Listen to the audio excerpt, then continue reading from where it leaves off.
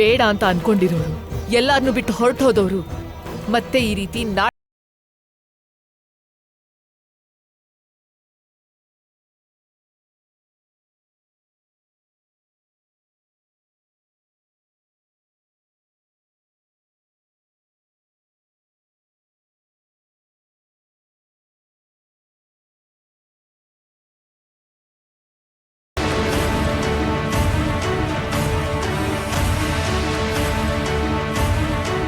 ಮುಂದೆ ಇರೋರ ಮೇಲೆ ತಪ್ಪನ ಹೊರಿಸಿ ಅವ್ರು ಮಾಡಿರೋ ತಪ್ಪನ ಮುಚ್ಚಿಟ್ಕೊಳ್ತಾರೆ.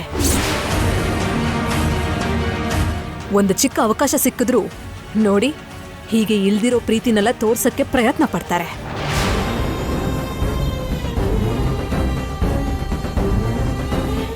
ಎಲ್ರ ಮುಂದೆ ಆದರ್ಶ ವ್ಯಕ್ತಿ ಅಂತ ಕರೆಸ್ಕೊಳ್ಳಕ್ಕೆ ಏನೇನೋ ಸರ್ಕಸ್ ಮಾಡ್ತಾರೆ.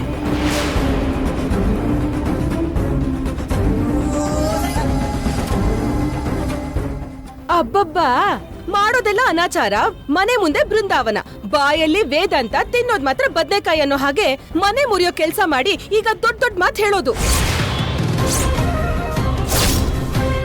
ಏನಮ್ಮ ದೇವ್ಯಾನಿ, ಇಷ್ಟು ದಿನ ಆ ಸುಳ್ಳು ಅಭಿಮಾನ ತೋರ್ಸಿದ್ಯಾರೋ, ಕೆಲ್ಸಕ್ ಬರ್ದಿರೋ ಪ್ರೀತಿ ಸುರಿಸ್ತಿದ್ದೋರು ಯಾರೋ ನಮಗ್ ಗೊತ್ತಿಲ್ವಾ?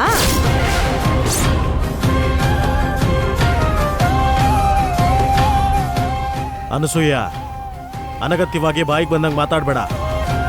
ಪ್ರತಿಯೊಂದಕ್ಕೂ ಒಂದು ಕಾರಣ ಅಂತಿರುತ್ತೆ. ಅದನ್ನ ಅರ್ಥ ಮಾಡ್ಕೊಂಡ್ರೆ ಯಾವ ಸಮಸ್ಯೆಗಳೂ ಇರೋದಿಲ್ಲ. ಅಮ್ಮ ಭಾಗ್ಯ, ನಮ್ಮಿಂದ ತಪ್ಪಾಗಿರಬಹುದು, ನಮ್ಮಿಂದ ನಿನಗೆ ಅನ್ಯಾಯ ಆಗಿರಬಹುದು.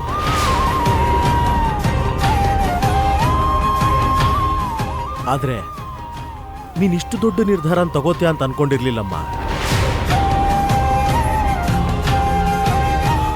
ಇಷ್ಟು ಬೇಗ ನಮ್ಮ ಜೊತೆ ಇರುವಂತ ಸಂಬಂಧಗಳನ್ನ ಕಡ್ಕೊಳ್ಳೋದಕ್ಕೆ ನೀನು ಸಿದ್ಧವಾಗ್ತೀಯ ಅಂತ ಅನ್ಕೊಂಡಿರ್ಲಿಲ್ಲಮ್ಮ.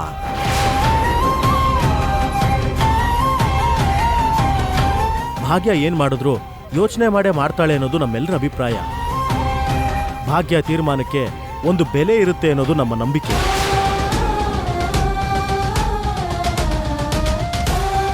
ಆದ್ರೆ ಇವತ್ತು ಈ ರೀತಿ ದುಡುಕಿ ನಿರ್ಧಾರ ತಗೊಂಡಿದ್ಯಾ ನೀನು ಅನ್ನೋದು ನಮಗ್ ನಂಬೋಕೆ ಆಗ್ತಿಲ್ಲಮ್ಮ. ಸಾಕ್ ನಿಲ್ಸ್ತೀರಾ?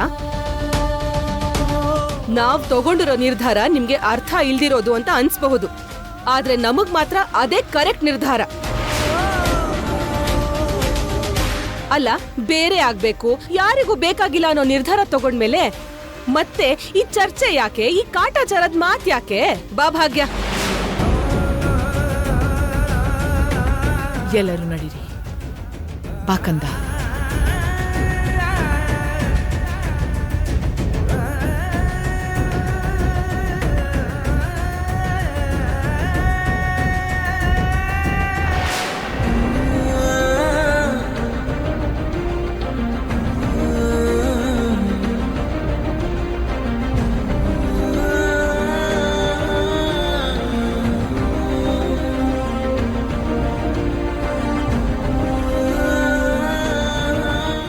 ನಾವೆಲ್ಲರೂ ತಪ್ಪು ಮಾಡಿದ್ದೀವಿ ಜಾನು, ನಾನು ಒಪ್ಕೋತೀನಿ.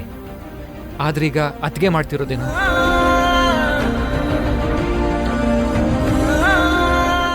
ನಾವು ತಪ್ಪು ಮಾಡಿದ್ದೀವಿ ಅಂತ ಅತ್ತಿಗೆ ಕೂಡ ಮಾಡ್ತಿದ್ದಾರೆ. ನಾವು ತಪ್ಪು ಹೆಜ್ಜೆ ಇಟ್ರೆ ಅತ್ತಿಗೆ ಕೂಡ ಇಡ್ತಾರಾ?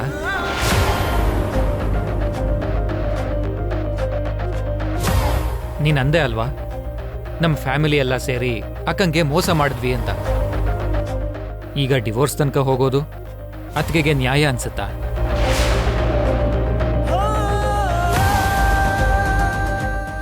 ಹೇಳು ಜಾನು.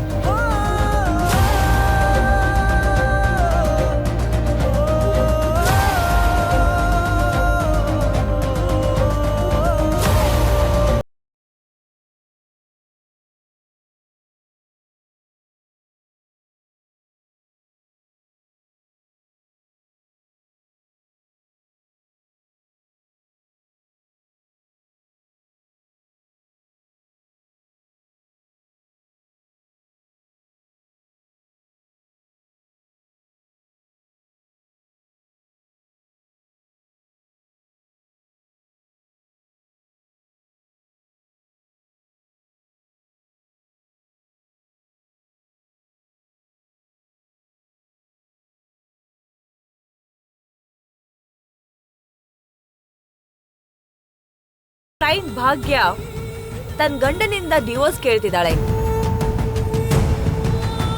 ಅಭಿಪ್ರಾಯ ಭೇದದಿಂದ, ಕೌಟುಂಬಿಕ ಕಲಹದಿಂದ ತನ್ನ ಗಂಡ ಮಿತ್ರಾನಂದನ್ ಜೊತೆ ಜೀವನ ಪೂರ್ತಿ ಬದುಕೋದಿಕ್ಕೆ ಕಷ್ಟ ಅನಿಸ್ತಿದೆ ಅಂತ ಅವರು ಡಿವೋರ್ಸ್ಗೋಸ್ಕರ ಅಪ್ಲೈ ಮಾಡಿದ್ದಾರೆ. ದಯವಿಟ್ಟು ಅವರ ಆಸೆ ಹಾಗೆ ಡಿವೋರ್ಸ್ ಮಂಜೂರಿ ಮಾಡಬೇಕು.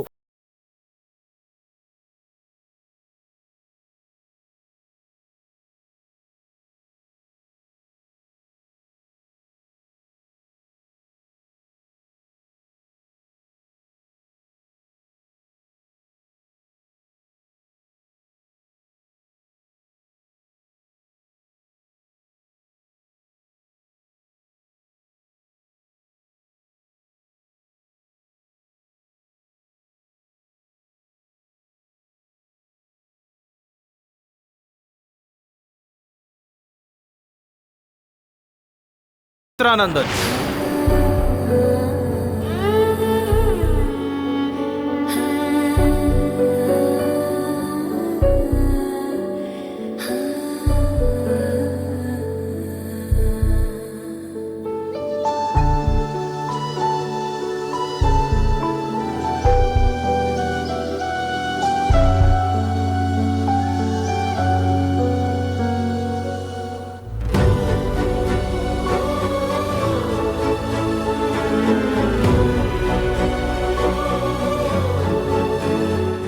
ನೋಡಮ್ಮ ಭಾಗ್ಯ. ಏನಮ್ಮ ಭಾಗ್ಯ? ಭಾಗ್ಯ ಕೇಳಿಸ್ತಿದ್ಯಾ? ಹೇಳಿ ಮೇಡಮ್.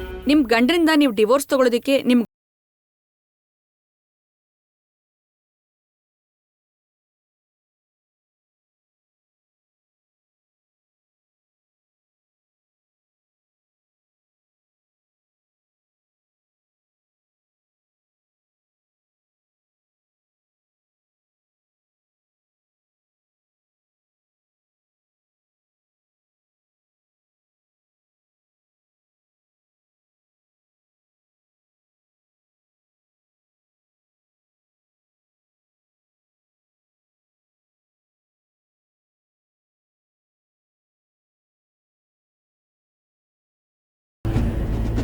ಇದೇನಿದು? ಜಡ್ಜ್ ಮೇಡಮ್ ಮುಂದೆ ಏನೂ ಮಾತಾಡದೆ ಭಾಗ್ಯ ಹಿಂಗ್ ನಿಂತಿದ್ದಾಳೆ. ಹೇಳು, ಡಿವೋರ್ಸ್ ತಗೊಳಕ್ಕೆ ಓಕೆ ಅಂತ ಹೇಳು. ಅಕ್ಕಂಗೆ ಏನ್ ಅನ್ಸಿದ್ರೆ ಅದನ್ನೇ ಹೇಳ್ತಾಳೆ ಚಿಕ್ಕಿ. ಏನ್ ಹೇಳ್ತಾಳೋ ಏನೋ. ಈ ಡಿವೋರ್ಸ್ ಮೇಲೆ ನಾನು ಎಷ್ಟು ಆಸೆ ಇಟ್ಕೊಂಡಿದ್ದೀನಿ. ಮಿತ್ರನಿಂದ ದೂರ ಆಗ್ಬಿಟ್ರೆ ಆಗ ಜಗದೀಶ್ ಜೊತೆ ಭಾಗ್ಯನ್ ಮದ್ವೆ ಮಾಡಿಸಿ ಆಸ್ತಿ ಎಲ್ಲ ಹೊಡ್ಕೊಳ್ಳೋಣ ಅಂತ ಅನ್ಕೊಂಡಿದ್ದೀನಿ. ಈಗ ಈ ಭಾಗ್ಯ ಬಾಂಬ್ ಹಾಕ್ತಿದ್ರೆ ಸಾಕು. ಅಮ್ಮ ಭಾಗ್ಯ, ಕೇಳ್ತಿರೋದು ನಿನ್ನನ್ನೇ. ಇನ್ ಮುಂದೆ ನಿನ್ನ ಗಂಡನ ಜೊತೆ ಬದುಕೋದಿಕ್ ಇಷ್ಟ ಇಲ್ವಾ? ಇದೇನಾಂಟಿ, ಕೇಳ್ತಿದ್ದ ಹಾಗೆ ಪೇಪರ್ ಮೇಲೆ ಸೈನ್ ಟಕಟಕ ಅಂತ ಮಾಡಿಟ್ಲು. ಮತ್ತಿವಾಗೇನು ಡಿವೋರ್ಸ್ ಬೇಕು ಅಂದ್ರೆ ಮಾತೆ ಬರ್ದೇ ಇರೋ ಹಾಗೆ ಸೈಲೆಂಟ್ ಆಗಿ ನಿಂತ್ಕೊಂಡಿದ್ದಾಳಲ್ಲ. ಅದೇ ನನ್ಗೂ ಅರ್ಥ ಆಗ್ತಿಲ್ಲ ಮನೀಷಾ. ಇವಳು ಏನ್ ಯೋಚನೆ ಮಾಡ್ತಿದ್ದಾಳೆ? ಇವಳಿಗೆ ಡಿವೋರ್ಸ್ ಕೊಡೋ ಉದ್ದೇಶ ಇದೆಯೋ ಇಲ್ವೋ ಏನೂ ಅರ್ಥ ಆಗ್ತಿಲ್ವಲ್ಲ.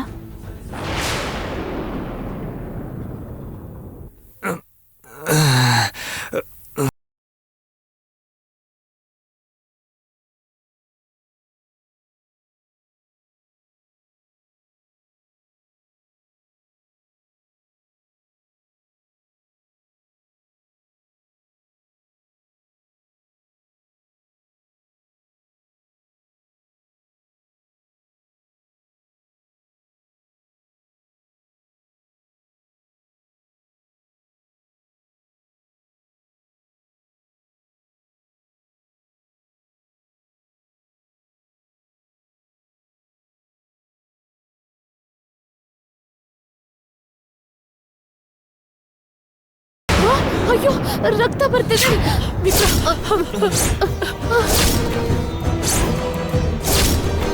ಫಸ್ಟ್ ಏಡ್ ಬಾಕ್ಸ್, ಯಾರಾದ್ರೂ ಫಸ್ಟ್ ಏಡ್ ಬಾಕ್ಸ್ ಇದ್ರೆ ತಂದ್ಕೊಡಿ. ಮಿತ್ರ,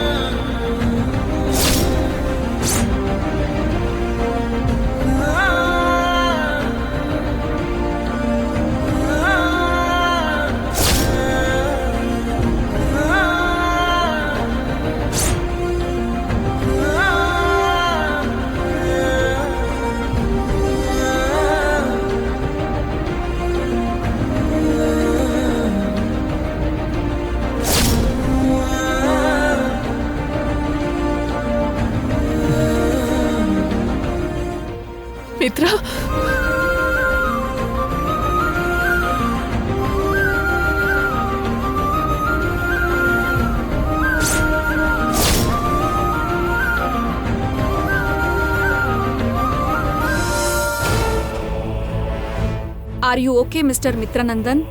I am okay ma'am. Your honour, can I proceed? ಅವಶ್ಯಕತೆ ಇಲ್ಲ.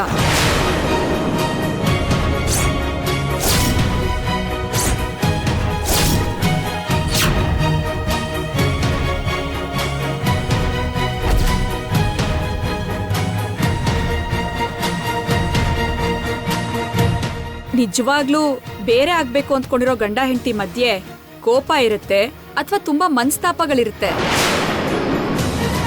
ಒಬ್ರನ್ನೊಬ್ರು ಶಂಸಕ್ಕೆ ಆಗದೆ ಇರೋಂತ ಪರಿಸ್ಥಿತಿಲಿರ್ತಾರೆ. ಆದ್ರೆ ಇವ್ರಿಬ್ರನ್ನ ನೋಡ್ತಾ ಇದ್ರೆ ನನಗೆ ಆ ಥರದ್ ಯಾವುದೇ ಭಾವನೆನೂ ಕಾಣಿಸ್ತಿಲ್ಲ.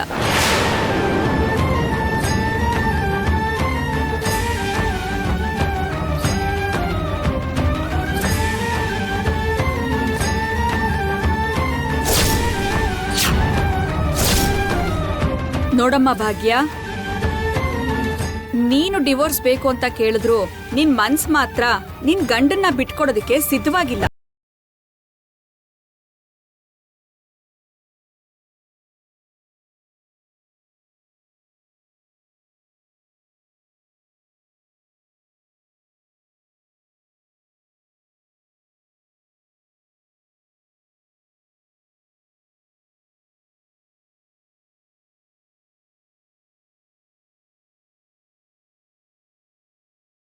ಅನುಮತಿ ಕೊಡಲ್ಲ.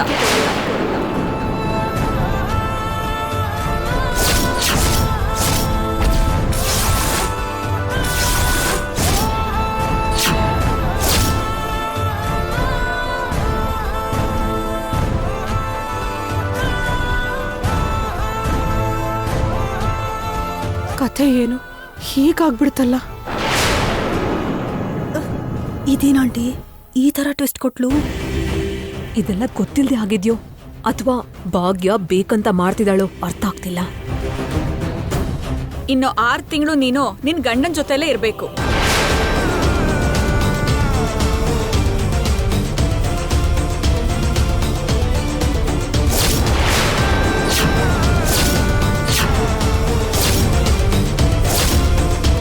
ಆರು ತಿಂಗಳಾದ್ಮೇಲೆ ನಿಜವಾಗ್ಲೂ ನಿಮ್ಗೆ ಡಿವೋರ್ಸ್ ಬೇಕು ಅನ್ಸಿದ್ರೆ ಆಗ ಕೋರ್ಟ್ ನಿಮ್ಗೆ ಅನುಮತಿ ನೀಡುತ್ತೆ.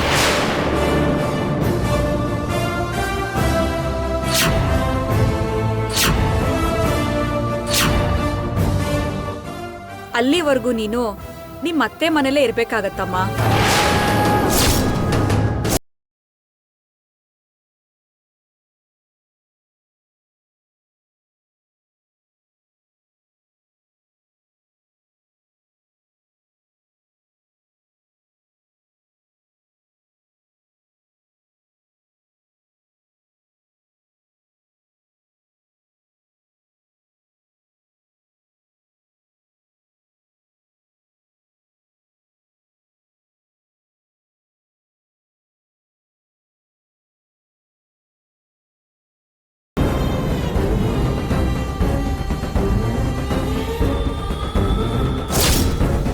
ಬೇರೆ ಆಗ್ಬೇಕು ಅಂತ ನಿರ್ಧಾರ ಮಾಡಿದ್ಮೇಲೆನೆ ಅವಳು ನೋಟಿಸನ್ನ ಕಳ್ಸಿರೋದು.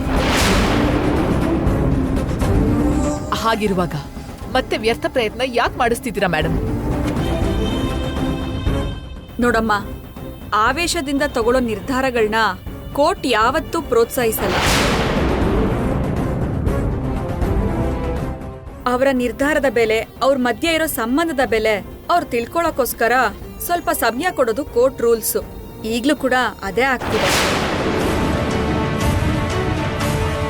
ಕೋರ್ಟ್ ತೀರ್ಪನ್ನ ನೀವೆಲ್ಲ ಗೌರವಿಸಲೇಬೇಕು. ಇನ್ನು 6 ತಿಂಗಳು ತನಕ ಭಾಗ್ಯನಿಗೆ ಅವಳ ಅತ್ತೆ ಮನೆಯಲ್ಲಿ ಯಾರಿಂದನೂ ಯಾವ ಸಮಸ್ಯೆನೂ ಆಗ್ಬಾರ್ದು, ತಿಳಿತಾ? ಅವಳಿಗೆ ಯಾವುದೇ ತರ ಮಾನಸಿಕ ಹಿಂಸೆನ ಕೊಡಬಾರ್ದು. ಒಂದ್ ವೇಳೆ ಹಾಗಾದ್ರೆ ಅವಳ ಅತ್ತೆ ಮನೆಯವ್ರಿಗೆ ಶಿಕ್ಷೆ ಆಗೋ ಸಾಧ್ಯತೆಗಳಿರುತ್ತೆ.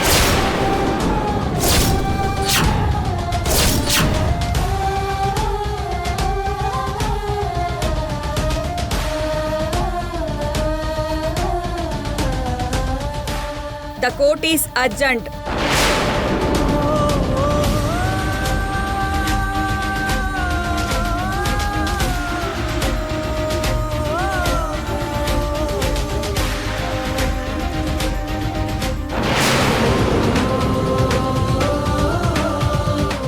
ಕೊನೆಗೂ ನನ್ನ ಪ್ರಯತ್ನ ಗೆದ್ದು ಬಿಡ್ತು.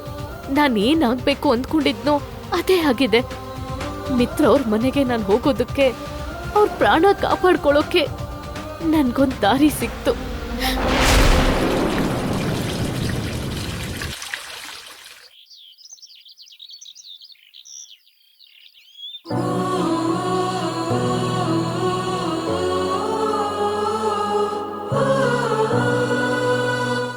ಹೋಗ್ ಬರ್ತೀನಿ ಚಿಕ್ಕಿ. ಭಾಗ್ಯ, ನಿನ್ ರೀತಿ ನನ್ಗೇನೋ ಅರ್ಥನೇ ಆಗ್ತಾ ಇಲ್ಲ.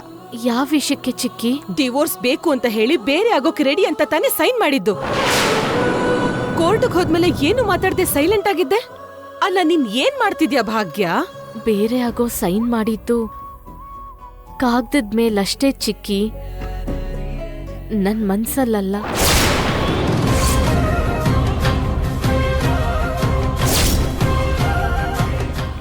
ಅಂದ್ರೆ ಎಲ್ರೂ ದೂರ ಆಗೋಕೆ ಡಿವೋರ್ಸ್ ಕೇಳಿದ್ರೆ ನಾನು ಹತ್ರ ಆಗೋಕ್ ಕೇಳಿದ್ದೆ ಅಷ್ಟೇ.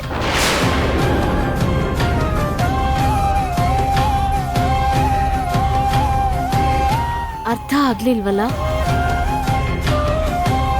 ನೀವೇ ಹೇಳಿದ್ರಲ್ಲ ಚಿಕ್ಕಿ, ಡಿವೋರ್ಸ್ಗೆ ಸೈನ್ ಮಾಡಿದ್ರೆ 6 ತಿಂಗಳಲ್ಲಿ ಸಿಗುತ್ತೆ ಅಂತ. ಅಂದ್ರೆ ಆ 6 ತಿಂಗಳು ಗಂಡ ಹೆಂಡತಿ ಒಟ್ಟಾಗಿರ್ಬೇಕು ಅಂತ ಕಂಡೀಷನ್ ಕೂಡ ಕೋರ್ಟೇ ಹಾಕುತ್ತೆ. ಆ 6 ತಿಂಗಳಿಗೋಸ್ಕರನೇ ನಾನು ಸೈನ್ ಮಾಡಿದ್ದು.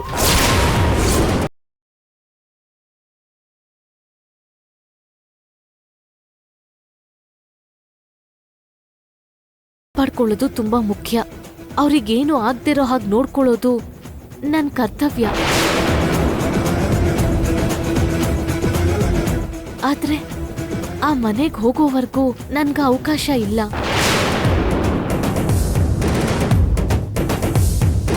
ನನ್ನತ್ತೆ ನೋಡು,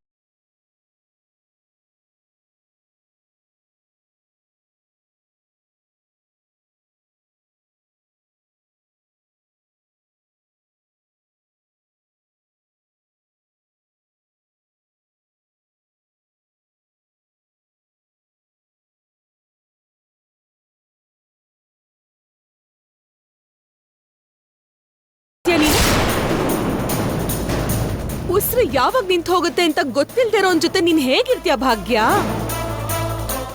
ಜೊತೆಗೆ ನಿನ್ ಮೇಲೆ ಪ್ರೀತಿ ಇಲ್ದಿರೋನ್ ಮನೆಗ್ ಹೋದ್ರೆ ನಿನ್ಗಾಗೋದು ಬರೀ ಅವಮಾನ ಬಿಟ್ರೆ ಇನ್ನೇನಿರಲ್ಲ ಭಾಗ್ಯ. ದಯವಿಟ್ಟು ಹೋಗ್ಬೇಡ ಭಾಗ್ಯ. ಈ ವಿಷಯದಲ್ಲಿ ಯಾರ್ ಏನಂದ್ರೂ ನನ್ನ ನಿರ್ಧಾರ ಬದಲಾಗಲ್ಲ ಚಿಕ್ಕಿ. ಹಾಗಲ್ಲ ಭಾಗ್ಯ, ನನ್ ಮಾತ್ ಕೇಳು. ಅನಸೂಯ, ನೀನ್ ಸುಮ್ನಿರು.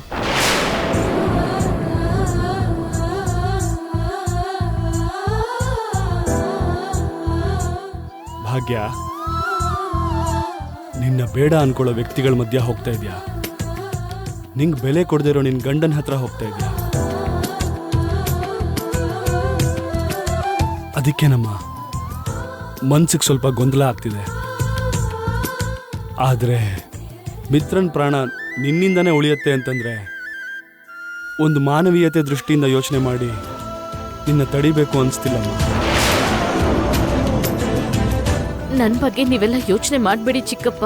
ಈ 6 ತಿಂಗಳಲ್ಲಿ ಏನೋ ಒಂದು ಅದ್ಭುತ ನಡೆದು ಆ ಮನೆಯವರ ಮನಸ್ಸು ವ್ಯಕ್ತಿತ್ವಗಳು ಬದಲಾಗಿ ಆ ಮನುಷ್ಯನ ದೂರ ಇಟ್ಟು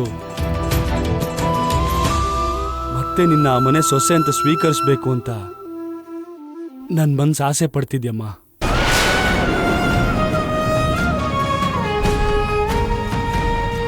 ಹಾಗೆ ಆಗ್ಲಿ ಅಂತ ಆ ಭಗವಂತನ ಬೇಡ್ಕೊಳ್ತಿದ್ದೀನಮ್ಮ.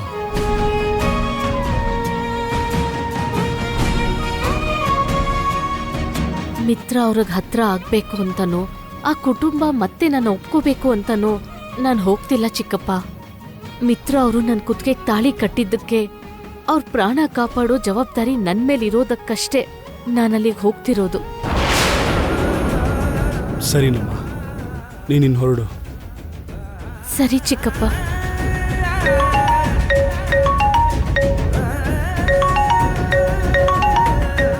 ಹಲೋ.